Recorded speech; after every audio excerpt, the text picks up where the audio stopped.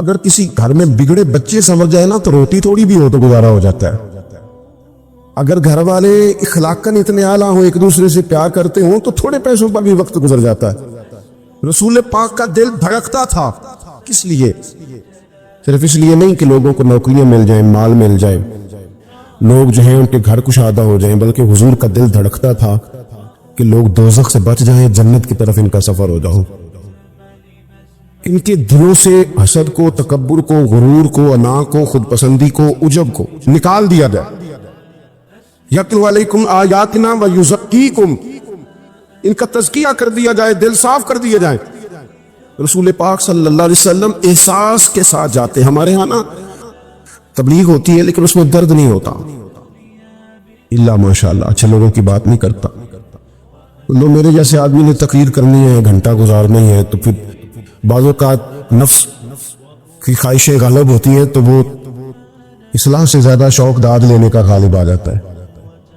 وہ آپ کو پتہ ہے نا، وہ ہمارے ہاں پھر وہ نقیب محفل بیچارہ کبھی بھاگ کے تو چلا جاتا ہے، کبھی بھاگ کے ادھر آتا ہے، کہتا ہے میں نے جملہ دینا ہے. اب وہ ایسے لگتا ہے جملہ نہیں دینے لگا، کوئی ایٹم بم دینے لگا ہے، جس میں اتنی اسے پریشانی کہ جملہ کہنے لگا، سنبھال کے رکھنا، ضائع نہ کرنا، یہ نہ کرنا. وہ تو جملہ رہنے دے، تو آیت دے ہمیں کوئی قرآن پاک کی، تو ہمیں کوئی حدیث پاک سنا، تو اس حدیثی بات کر، یہ تو مطلب. اور پھر وہ داد کا اتنا شوق کہ جب تک سارے ہاتھ نہ کڑھیں، جب تک شمال جنوب والے نہ بول پڑے، تب تک بات نہیں ہوگی. یہ کیسی بات ہوئی؟ اصلاح کے اندر تو آپ کا درد آپ کی زبان سے زیادہ اثر رکھتا ہے. اقبال کہنے لگے کہ بات جو دل سے نکلتی ہے اثر رکھتی ہے، پر تو نہیں، پر طاقت پرواز مگر رکھتی ہے. وہ تو اڑتی ہے، وہ تو اس کی تو پذیرائی ہوتی ہے. اگر بات دل سے نکل رہی ہے تو عزیز بھائی یاد رکھیے گا، حضور سید عالم علیہ السلام درد دل کے ساتھ دعوت دیتے لوگوں. 10 دن حضور نے طائف میں قیام کیا ہے، ایک بندے نے بھی کلمہ نہیں پڑھا، الٹا انہوں نے روڑے مارے، تکلیف تھی. حضور واپس آ رہے ہیں، صحابی ساتھ ہیں، باغ میں بیٹھ گئے. اتنی صحت مبارک پر انہوں نے معاذ اللہ تعالیٰ سنگ باری کی کہ خون مبارک بہ رہا ہے. فوراً عرض گزار ہوئے، یا رسول اللہ صلی اللہ علیہ وسلم آپ دعا کر دیں یہ تباہ ہو جائیں. فرشتہ بھی حاضر ہو گیا، حضور آپ دعا کریں یہ تباہ ہو جائیں. لیکن محبوب کے دل میں نرمی ہے نا امت کے لیے، اگرچہ یہ ساری امت دعوت ہے اس وقت، پر اس وقت بھی نرمی ہے. محبوب کریم علیہ الصلوۃ والسلام نے ہاتھ اٹھائے. صحابی کہتے ہیں میرے دل میں خیال آیا اب یہ تباہ ہو ہی، میری طرف دیکھیں جی، اب یہ تباہ ہو ہی جائیں گے، اب کوئی نہیں بچا سکتا انہیں تباہ ہونے سے. لیکن حضور نے کیا کہا اے اللہ انہیں ہدایت دے دے، انہیں پتہ ہی نہیں یہ کیا کر رہے ہیں. فوراً عرض کی یا رسول اللہ ایک نے بھی کلمہ نہیں پڑھا، ایک نے بھی کلمہ نہیں پڑھا. کبھی پتھر مارنے کے والے کے لیے بھی دل میں احساس ہوتا ہے. ہمیں تو کسی نے کچھ بھی نہیں کہا، کوئی گالی نہیں دی، کچھ نہیں کہا، پر ہم سخت کیوں ہیں بلا؟ وہ ہمارے پیچھے نہیں چلتا ہاتھ باندھ کے، جی میں ہاں نہیں ملاتا، ہمارا دل اس کے لیے سخت ہے. دو ہی تو بندے ٹھیک ہے دنیا میں، ایک میں ٹھیک ہوں اور ایک جو میری ہاں میں ہاں ملائے پوری وہ ٹھیک ہے. دونوں ہاتھ باندھ کے پیچھے چلے، تیسرے کو میں کیسے ٹھیک ہونے دیتا ہوں؟ میرا مزاج نہیں، اللہ ماشاءاللہ ہماری طبیعت نہیں ہوتی ایسی. خدا کے بندو جب دل کشادہ ہو، طبیعتیں کھلی ہو، پھر اس طرح کا تھوڑی مزاج ہوتا ہے. کریم محبوب صلی اللہ علیہ وسلم سے عرض کی حضور ایک نے بھی نہیں کلمہ پڑھا، اور پھر بھی آپ کے دل میں اتنی وسعت ہے، آپ ہدایت کی دعا کر رہے. 10 دن لگائے، ایک شخص بھی نہیں آ رہا. تو محبوب کیا فرمانے لگے؟ کریم فرمانے لگے مجھے پتا ہے انہوں نے تکلیف دی ہے، ایک نے بھی کلمہ نہیں پڑھا، جلدی نہ پریشان ہو جایا کریں. کچھ لوگ جلدی کچے جملے بوئے، ساری قوم نہیں ٹھیک ہو سکتی جی، ایسا لگتا کچھ نہیں ہو سکتا جی، یہ نہیں ٹھیک ہو سکتے، فلانے نہیں ٹھیک ہو سکتے. شکوہ ظلمت شب سے تو کہیں بہتر تھا. اپنے حصے کی کوئی شمع جلاتے جاتے. اللہ کے حبیب صلی اللہ علیہ وسلم سے عرض کی یا رسول اللہ صلی اللہ علیہ وسلم ایک بھی نہیں مانا اور آپ نے پھر ہدایت کی دعا کی. تو یہ میرے محبوب کا امید کا طریقہ ہے. کریم فرمانے لگے اگر آج یہ نہیں مانتے تو پھر بھی تباہی کی دعا نہیں کرنی، یہ نہیں مانتے تو ان کی آنے والی نسلیں مان جائیں گی، مان جائیں گے لوگ. اپنے دل میں جب آپ نرمی لے آتے، ہمارے نا سینکڑوں نوجوان گناہوں میں چلے گئے ایک علاقے سے. جو آدمی گناہ میں مبتلا ہوتا ہے نا وہ سخت تکلیف میں ہوتا ہے. انسان کو جو چیز سب سے زیادہ ستاتی ہے وہ اس کی اپنی غلطیاں ہوتی ہیں. حدیث میں فرمایا ما حاک فی صدرک، کھٹکتا ہے سینے میں، چبھتا ہے گناہ. یہ تکلیف دہ معاملہ ہوتا ہے. تڑپتے ہیں لوگ، سسکتے ہیں. لیکن روایتی انداز سارا جب ہماری مجالس اور محفل میں ہو جاتا ہے، کوئی نہیں وقت دینے والا، پیار کرنے والا، تھپکی دینے والا، بازو تھام، کوئی نہیں. ایک تقریر وہ ہے جو میں آپ سے کرتا ہوں، اور ٹھیک ہے گھنٹہ گزارنا ہے، تو وہ بھی کئی میری طرح کے لوگ ہیں جو جمعرات کو فیصلہ کرتے ہیں سویرے کیا بیان کرنا ہے. حالانکہ میری طرح کے جو چھوٹے ہیں وہ ہفتے سے تیاری شروع کر لیتے تاکہ کچھ غور فکر کر کے قوم کے سامنے رکھا جائے. ضروری اب ایک تقریر میں آپ سے کرتا ہوں، سمجھانے کے لیے عرض کرتا ہوں. ایک تقریر ایسی ہے جو خطیب صاحب آپ سے کرتے ہیں، اور خدا نہ خواستہ اللہ تعالیٰ معاف کرے، صرف سمجھانے کے لیے. اگر ان کو پتہ چل جائے کہ ان کا بیٹا کسی غلطی میں مبتلا ہو گیا تو پھر بھی اسی طرح ہی داد و تحسین کے لیے لاش پش کر کے تقریر ہوگی؟ نہیں، پھر یہ انداز نہیں ہوتا. پھر تو بچہ کو سامنے بٹھا کے باپ اپنی پگڑی اس کے پیروں میں رکھتا ہے، پھر تو ماں دوپٹہ پیروں میں رکھتی ہے، کہتے پتر میری کمائی نہ اجاڑ دینا. اور نہ پتہ چلا تو سگریٹ پینے لگ گیا، خدا خیر کرے، تیری مہربانی. سوتا نہیں، اس کا چہرہ پریشان ہے. اب بات آئی ہے نا، اب یہ وقت آیا تبلیغ کا، اصلاح کا. اسے منت کر کے سمجھایا، اس کو گزارش کی. اس نے کہا ابا جی غلطی ہوگی تھی، آئندہ نہیں کرتا. پوری اس نے تسلی دی. پھر بھی نہیں سوتا. بچہ تو وعدہ کر کے چلا گیا، پھر بھی نہیں سویا. وہ اپنے کمرے میں چلا گیا اور اس نے مصلی بچھا لیا. کہا یا اللہ یہ میری عمر کی کمائی ہے، مالک اسے ہدایت دے دے. او بھائی جب تو اس انداز میں ملت کے ہر بیٹے کی اصلاح کرنے لگے گا، اور اس سے مراد صرف خطیب باعث نہیں، حضور نے ہم سب کے ذمہ لگایا تھا بلغ عنی ولو آیا. ہم سب کی ذمہ داری ہے لوگوں کے لیے، لوگوں کو قائل کریں. مجھے بتاؤ اپنی ذات کے حق میں قائل کرنا ہو تو کرتے ہیں کہ نہیں؟ ہوتا ہے نماز کی دعوت ہم کیسے دیتے ہیں؟ ہم کہتے ہیں پڑھ لیا کر نماز، اتنے پیسے کہاں لے کے جائے گا. یہی دعوت ہوتی ہے نا. وہ کہتے ہیں تو نے اپنی قبر میں جانا اور میں نے. یہ تو ہے ہمارا دین کے حق میں. وہ محفل میں آنا اگر ٹائم ملا تو ٹھیک، یہ ہے دین کے حق میں. اور جب اپنی باری آئے، کسی سے 50,000 روپے چاہیے تھے، فون کیا اس کو، ملنا تھا، وہ کہتا حکم کرے. کہتے نہیں ٹیلی فون والی بات نہیں. کہتے میں تو 2 بجے ملوں گا، تو 2:30 بجے میل پر. میں مل کے کر لی. پھر جاتے ہی اس سے 50,000 مانگا نہیں، پہلے منت کی، دکھ سنایا، پھر اسے ثابت کرایا کہ تیرے علاوہ دینا بھی کسی نے نہیں، سارے غلط بندے تو ٹھیک ہے معاذ اللہ. پھر اس کو یہ بھی ثابت کرایا وقت پہ واپس کر دوں گا. اتنی ساری گزارش کر کے رو دھو کے جب وہ پورا قائل ہو گیا تو آخر میں کہا مجھے 50,000 صحیح ہے. رو ہاں نہ تو کرو نا، کہ ہلکا سا ایسے ایسے تو کرو نا. ہوتا ہے کہ نہیں ایسے؟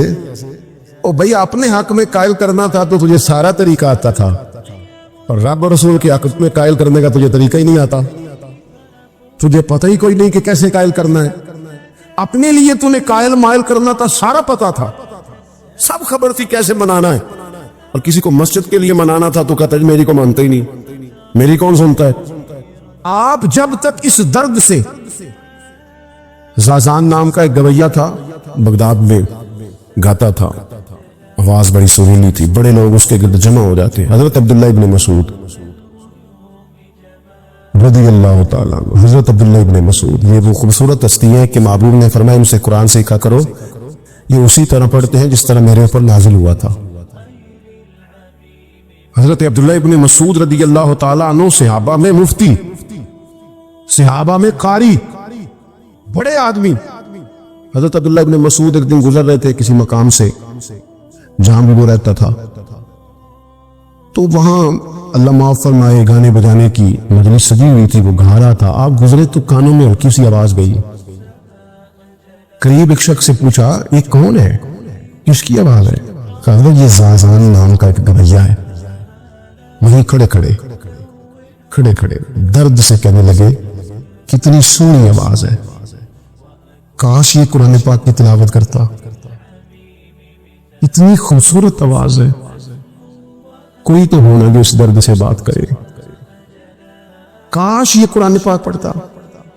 اور پھر دعا مانگتے آگے تشریف لے گئے. وہ جوان تھا, فارغ ہو کے باہر نکلا, لوگوں کا رش تھا. ایک شخص نے اسے روکے, کہا زازان ادھر آ, پتہ آج کیا ہوا؟ کہ جناب کیا؟ کہنے لگے جانتے ہو تو عبداللہ ابن مسعود کو؟ کہا جانتے ہیں. فرمایا وہ صحابی رسول صلی اللہ علیہ وسلم آج گزرے, تیری آواز ان کی سماعتوں سے ٹکرائی تو فرمانے لگے کاش یہ قرآن پاک پڑھتا. کہنے لگا صحیح بتاؤ, انہوں نے میرا نام لیا؟ صحیح بتاؤ, میرے لیے کہا انہوں نے؟ میرے جیسے شخص کے لیے میں سوچ بھی نہیں سکتا. میں کہاں, وہ کہاں, میرا نام لیا ہے. کہاں؟ تھوڑی دیر رکا, چند لمحوں پتہ نہیں سوچے کہاں کہاں کا سفر کر کے آئی. وہ ساری سوچیں درد بن کے آنسو بنی, اور پھر آنسو داڑھی پہ ٹپکے چہرے پہ آئے. پھر لوگوں سے پوچھنے لگا گھر کا پتہ بتاؤ گے؟ کہا وہ فلاں جگہ پہ موجود ہے. دوڑا گیا, دروازے پہ دستک دیا, حضرت عبداللہ ابن مسعود ہے. کہا کون ہو بیٹا؟ کہنے لگے حضور میں وہی ہوں جس کے بارے میں آپ نے کہا تھا کاش یہ قرآن پڑھتا. میں آ گیا ہوں, پڑھا دے مجھے قرآن پاک, پڑھا دے. کوئی بیٹھا ہوا مجھے دور دعا دیتا ہے, میں ڈوبتا ہوں پر سمندر اچھال دیتا ہے. کسی سے تو آپ پیغام حق کہیں, کسی کو تو دعوت خیر دیں, یہ سب سے بڑا بھلا ہے. اگر کسی بد اخلاق کو با اخلاق کر دو گے نا, اس کی بیوی سکون میں آ جائے گی, اس کی ماں آرام سے سونے لگے گی, اس کا باپ کہے گا وہ حد ہو گئی, میرا پتر ٹھیک ہو گیا, تمیز سے بات کرنے لگا. بچے پریشان ہوتے ہیں, بچے. میں بیٹھا تھا کھانا کھا رہا تھا گھر میں, تو میرے گھر والے کہنے لگے مدرسے کا کوئی بچہ باہر ہے, بڑا سخت رو رہا ہے. میں نے اس کو بلاؤ, کسی استاد نے ڈانٹ دیا ہوگا. تو بچہ میرے پاس ہے تو اس کا وجود کہاں پڑا تھا.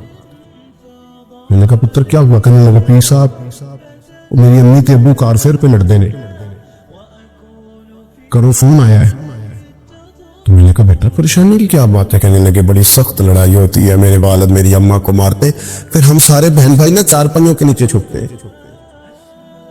تو وہ دور ہے اس وقت, تو 1.5 گھنٹے کا فاصلہ ہے, دور ہے میرا گھر, پر پتہ نہیں ہمارے گھر کیا ہو جائے گا. پھر صاحب آپ دعا مانگے نا, آپ دعا کریں نا. اس بچے کی کیفیت اور اس کے اوپر چھائی ہوئی آزمائش اور اس کے طبیعت میں اسے دیکھ کے میرے آنسو نکل گئے. کچھ دنوں کے بعد میں نے اس کے باپ کو بلایا, میں نے کہا خدا کے بندے, تیری انا اور تیری بیوی کی انا اتنی سخت ٹکراتی ہے کہ تیری اولاد پیس کے رہ گئی. کاش تو رسول اللہ کی اس صفت سے آگاہ ہوتا کہ خدا کے بندوں کو معاف کر دو, اللہ تمہیں معاف فرما دے گا. کاش تمہارے اندر وہ کیفیات ہوتی. تمہارے بچے میلوں دور رہ کے بھی تڑپتے ہیں کہ جانے گھر. کیوں؟ اس لیے کہ گنجائش نہیں دلوں میں, کوئی اخلاقی تعلیم نہیں. ہم نے اپنے گھروں کو خود اپنے ہاتھوں سے اتنا آزمائش کا گھڑا بنا لیا ہے. لڑائیاں, جھگڑے, مصیبتیں. کیوں؟ کہ پیسوں کی تو تبلیغ روز ہوتی ہے کہ کمانے چاہیے, مال کی تبلیغ تو روز ہوتی ہے, درد نہیں بٹتا, اخلاق کی بات نہیں ہوتی. او سجنوں, ہمارا غریب گھر تھا, اور میرے ابا جی جب گندم کا سیزن ختم ہوتا گھر میں لے کے آتے تو ہمارے گھر کے سین میں کھڑے ہو کے فرماتے لو پتر کسے دا گھر وال نہیں تکنا, میں دانے پاتے نے پڑو لیتے تھے تو اڈی ماں نے اچار پا دیتا ہے. اب پرواہ نہیں, اس سادگی کے ساتھ, اس آسانی کے ساتھ گزارا ہوتا تھا. میں نے ایک دفعہ کہا, میں نے کہا ابا جی لوگ بڑا بڑا پیغام دیتے ہیں پیسے کماؤ پیسے, آپ نہیں دیتے پیغام. چلے یہ بتانے کچھ ہے پسند نہیں کھانے میں؟ کہنے لگے بیٹا بھوک لگی ہو تو ہر شے پسند, نہ لگی ہو تو نخرا ہی نخرا. اگر طلب ہوگی تو یہ بھی تمہیں نفع دے گا, لیکن اپنے گھر میں سکون رکھنا, اطمینان رکھنا, اس ٹینشن سے اپنے ایک دوسرے کو اخلاق کا سبق پڑھائیں, دلوں کی نرمی کا درس دیں, تھوڑی سی کوشش کریں جس سے ہمارے گھر بچ جائیں. اور اگر کوئی بندہ گناہگار نظر آئے تو اس پر تنقید نہ کرے, تنقید نہ کرے, مجھے صحیح بتانا, دل پہ ہاتھ رکھ کے.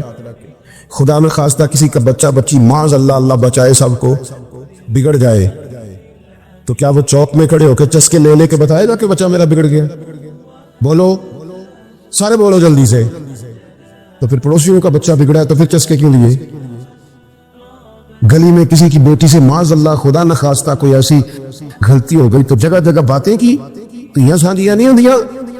اپنے بچے کے بارے میں جب تو کہتے چھپ جائے بات، دیکھ لا۔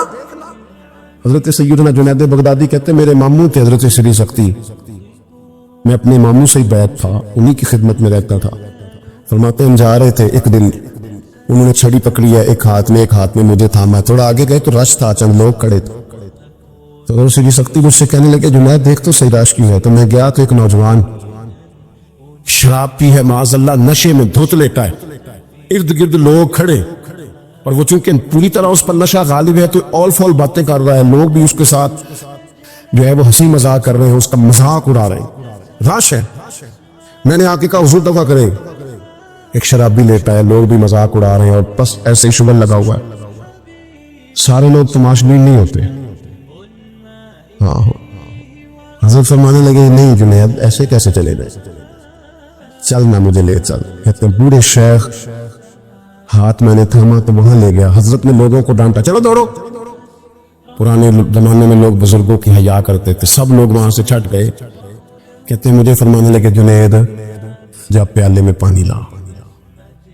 کہتے ہیں میں پیالے میں پانی بھر کے لایا، انہوں نے اپنے بوڑھے ہاتھوں سے اس کا منہ دھویا، اس کے چہرے پہ پانی ڈالا، اس کا منہ صاف کیا، پھر اسے کھڑا کیا، اسے گھر بھیجنے کو کہا۔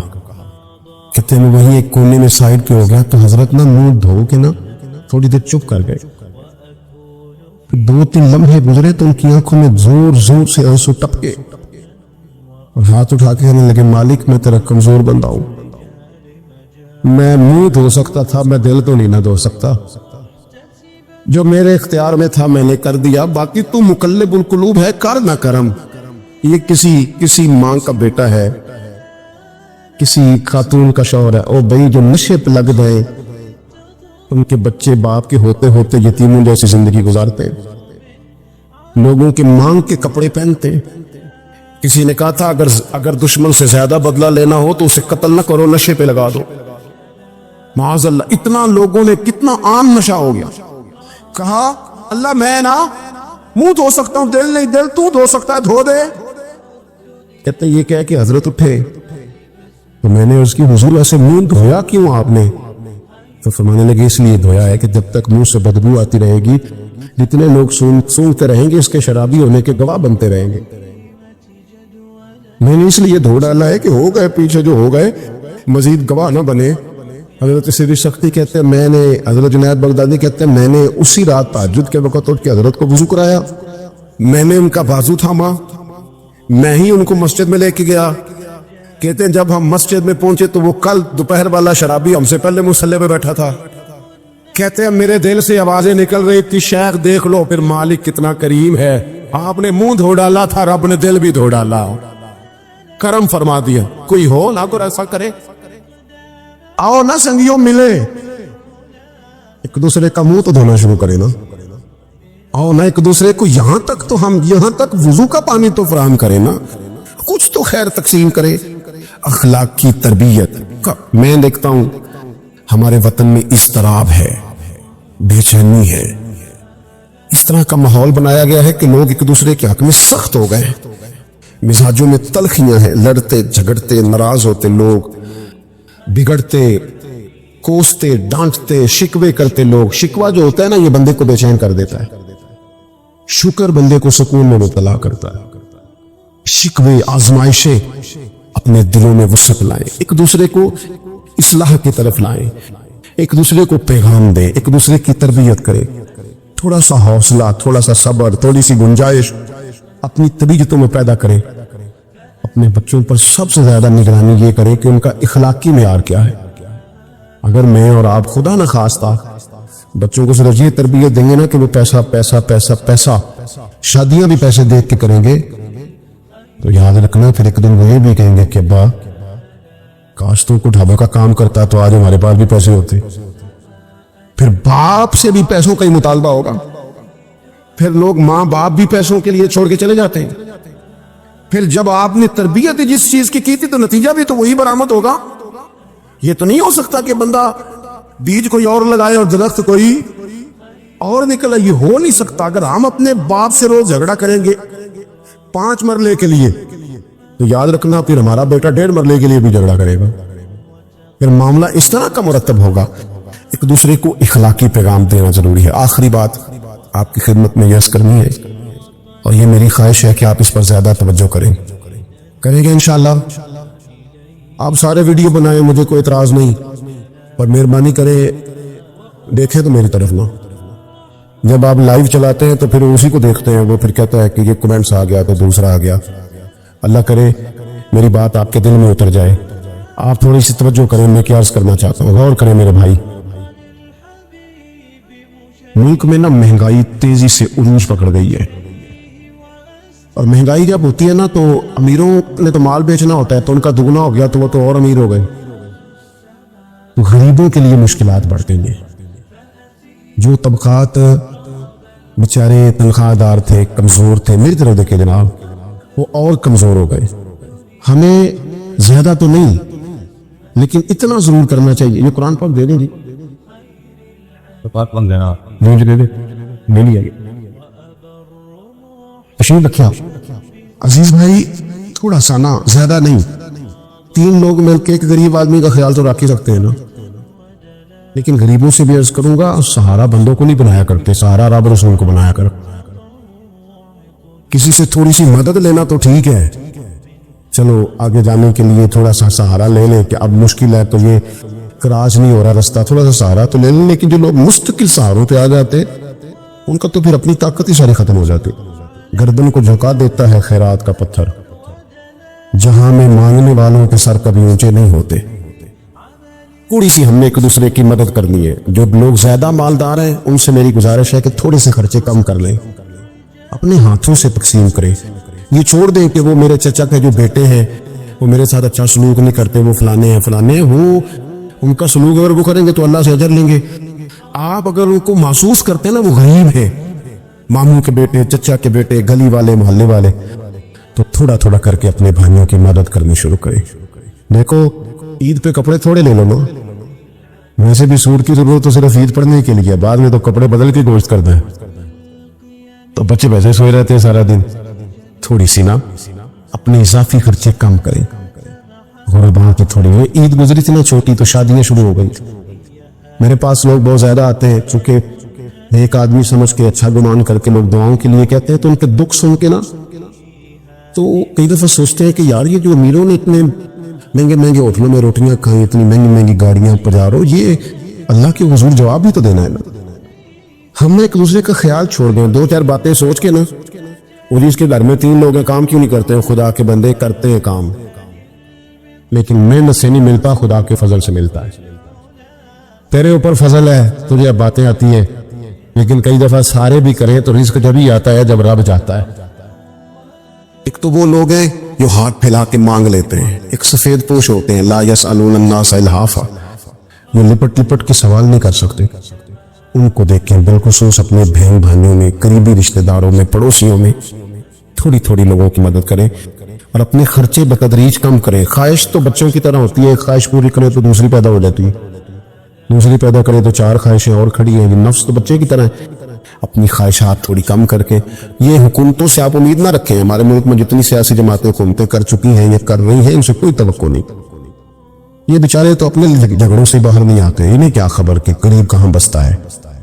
جب تک بندہ وہاں سے ہو کے نہیں نہ گزرتا جو اصل جگہ ہے، تمہیں یہ جو تم اے سی والے کمروں میں بیٹھ کے اور جناب نسلے کی بوتلیں رکھ کے پریس کانفرنس کرتے ہو، تمہیں کیا پتا ہو، تمہیں کیا خبر ہو کہ بچوں کی فیس دینی ہو تو بوڑھے ماں باپ پہ کیا گزرتی ہے؟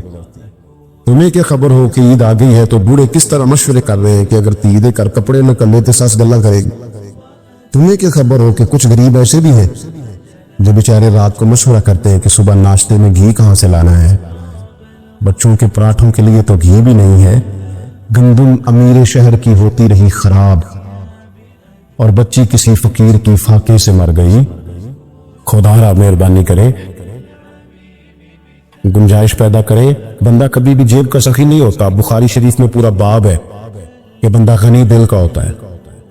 اپنے دل کا غنا اپنے اندر لائیں، جب آپ کا دل سخی ہو جائے گا ساری چیزیں ٹھیک ہو جائیں گی۔ اللہ تعالیٰ مجھے اور آپ کو توفیق عمل عطا فرمائے۔ اللہ تبارک و تعالیٰ اپنے بندوں پر بڑا مہربان ہے، وہ اپنے بندوں کو معاف کرنے والا ہے، اپنے بندوں پر رحمت کرنے والا ہے۔ ہم اللہ تعالیٰ کے عاجز بندے ہیں، خواہشات نفسانیہ کئی دفعہ معاذ اللہ غالب آتی ہیں، غلطیاں ہو جاتی ہیں، اور ان غلطیوں کی پاداش میں انسان اپنی جان پر زیادتی کرتا ہے۔ اللہ تعالیٰ معاف کرے تو اس کا سفر اللہ کے عذاب کی طرف ہوتا ہے۔ اب ہمیں یہ حکم ہے کہ ہم سب بار بار استغفار کریں اپنے رب کی بارگاہ میں، اس کے حضور توبہ کریں، اللہ سے معافی کے خواستگار ہوں۔ نبی پاک علیہ الصلوۃ والسلام نے تعلیم امت کے لیے فرمایا ہے کہ میں دن میں 100 بار اپنے رب سے استغفار کرتا ہوں۔ بار بار اس کی طرف رجوع کیا جائے، بار بار اپنے رب کے حضور معافی مانگی جائے، اور بار بار جائزہ لیا جائے اپنے اعمال کا، بار بار کوشش کی جائے کہ ہم اپنے آپ کو سنواریں، ہم اپنے آپ کو بدلیں، اپنے اندر تبدیلی لائیں، ہم ایسے اعمال کریں جس کی برکت سے اللہ تعالی ہمیں معاف فرمائے۔ کوشش کریں کہ ہم بار بار اپنا حساب کریں، محاسبہ کریں۔ ہمارے ہاں یہ ہوتا ہے کہ لوگ اپنی جسمانی صحت کا تو بڑا خیال رکھتے ہیں کہ میری طبیعت ٹھیک نہیں، ٹیسٹ کرا لوں، یہ چیز کھاؤں، یہ نہ کھاؤں، میں غور کروں کہ کس چیز سے میری طبیعت خراب ہوتی ہے، کس سے بہتر ہوتی ہے، اس کا بڑا لحاظ اور خیال کیا جاتا ہے۔ لیکن روحانی زندگی کس سے برباد ہوتی ہے؟ کون سے گناہ ہیں جو باطن کو اجاڑ دیتے، دل کو تباہ کر دیتے ہیں، اخلاق کا جنازہ نکال دیتے ہیں، اس پر ہم غور نہیں کرتے۔ اپنی ساری زندگی اپنا ظاہر سنوارنے میں گزار دیتے ہیں، اور دل جس پر رب کریم کی نظر کرم رہتی ہے اس پر ہم توجہ نہیں کرتے۔ سب سے پہلے تو اپنا محاسبہ کریں زندگی میں۔ حضرت عمر رضی اللہ تعالیٰ عنہ ایک جملے میں بات بہت بڑی ارشاد فرما گئے۔ آپ فرماتے ہیں کہ اپنا حساب کرو اس سے پہلے کہ تمہارا حساب کیا جائے، پھر حساب کیا جائے گا تمہارا پھر مشکل ہوگی، تو ابھی سے اپنا حساب کیا جائے۔ اب ان لوگوں کا معاملہ ہے جو دنیا سے رخصت ہو گئے۔ انسان خیر اور بدی اس کا مجموعہ ہوتا ہے، انسانوں میں نیکیاں بھی ہوتی ہیں، کمزوریاں بھی ہوتی ہیں۔ اب ہم میں سے جو دنیا سے رخصت ہو گئے ہیں ان کے تعلق سے ہماری کچھ ذمہ داریاں ہمارے ذمہ بچتی ہیں۔ ایک تو ہم سب کا معاملہ ہے، وہ میں نے پہلے عرض کر دیا کہ ہمیں اپنا حساب کرنا ہے، اپنے معاملات کو دیکھنا ہے، استغفار کرنا ہے۔ پھر یہ کہ جو لوگ رخصت ہو گئے ان کے لیے کیا کریں؟ تو چونکہ انسان میں کمیاں بھی ہوتی ہیں، خوبیاں بھی ہوتی ہیں، تو سب سے پہلے تو اللہ کے حبیب علیہ السلام نے ہمیں فرمایا ہے کہ اذکروا محاسن موتاکم، جب تم میں سے کوئی رخصت ہو جائے تو اس کی اچھی اچھی باتوں کا ذکر کرو۔ ایسا نہیں کہ انسان میں ساری خوبیاں ہی ہوں گی، لیکن تم خوبیاں تلاش کر کے ان کا بیان کرو، تم زمین پر اللہ کے گواہ ہو۔ ایک تو جب بھی کسی جانے والے کا ذکر کرے خیر کے ساتھ کرے، بھلائی کے ساتھ کرے، اچھے لفظوں کے ساتھ کرے۔ کہیں کوئی کمی یاد آئے بھی تو اب اسے چھوڑ دے، وہ بندہ رخصت ہو گیا۔